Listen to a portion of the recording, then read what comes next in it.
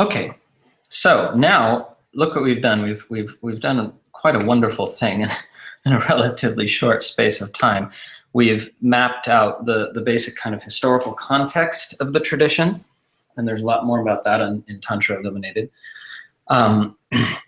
We've looked at the purpose of the practice. We've looked at the goal triangle. We understand now why people do this practice, or traditionally why they did it and why they can still do it if they want.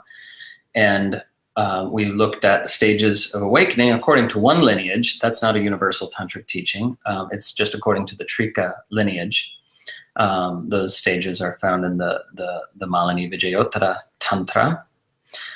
And I think it's just a great map. I love to share that, even though it's not a universal tantric teaching. You know, sometimes we share things just from our specific lineage.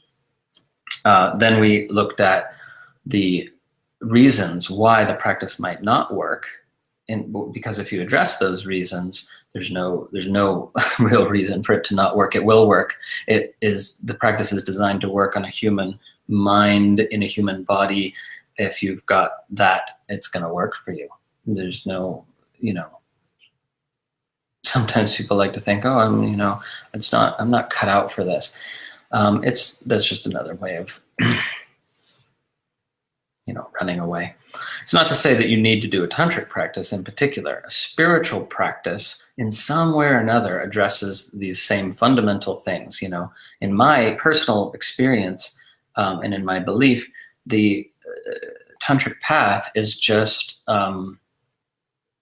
it articulates truths that are relevant to any spiritual path. And this is why you could be, theoretically at least, you could be a tantrika while participating in any religion or none, because tantra is a way of doing religion, or rather a way of doing spirituality.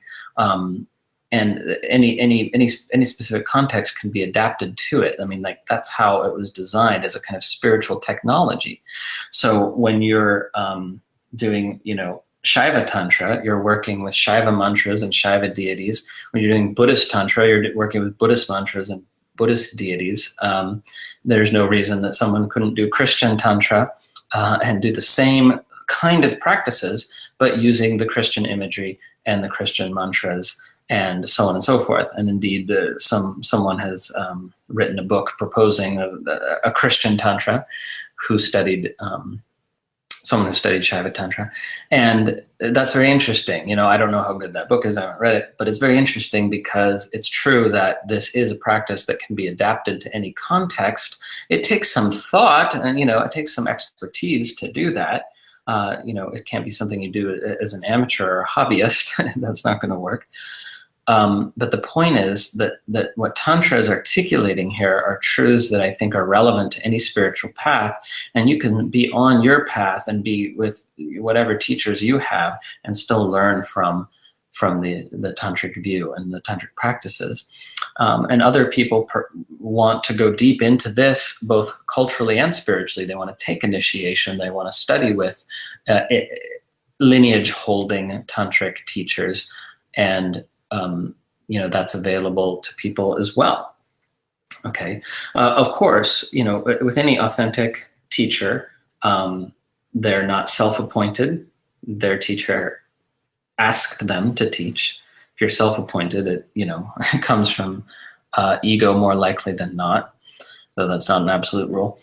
Then an authentic teacher also has lineage. An authentic teacher can say who their teachers were, who their teachers were, and you can look at their lineage and see if this feels like the right place for you. And you can work with a teacher for a few months or a few years and then move on. Or you could be with a teacher for a lifetime, really,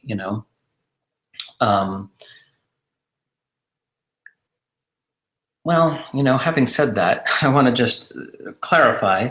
The tradition says very clearly, the function of the outer teacher is to lead you to the inner teacher. So actually, if you stay with a teacher for a lifetime, you're just probably dependent and maybe even codependent with your teacher, like you can get with a therapist or anyone. So really speaking, if the practice is working, it's making you more and more independent. and you know, eventually you don't need the teacher. There comes a time on the path when you're supposed to kill the teacher, meaning sever your emotional dependence if there is any, and realize, you know, that you've been now empowered sufficiently that everything you need is within you. So ironically, beginners are the most wary of dedicating themselves to working with a spiritual teacher, and beginners are precisely the ones who need it the most, because the advanced practitioner doesn't, you know, usually it no longer needs a teacher by definition. Of course, being with a teacher doesn't mean you suspend your critical thinking, your critical faculty. It's just you open yourself to that person, but you still think for yourself. Do you see what I mean? So there's a very fine line there, because for a lot of people, being critical thinkers, that also means closing themselves down. So this is about really opening your heart, but still thinking for yourself. You know, you're not kind of engaged in any blind faith or anything like that. Well, this has been wonderful. I hope, you know, it was the right amount of information for you, not too much, not too little. If it felt like too much, simply review these videos, review the recordings.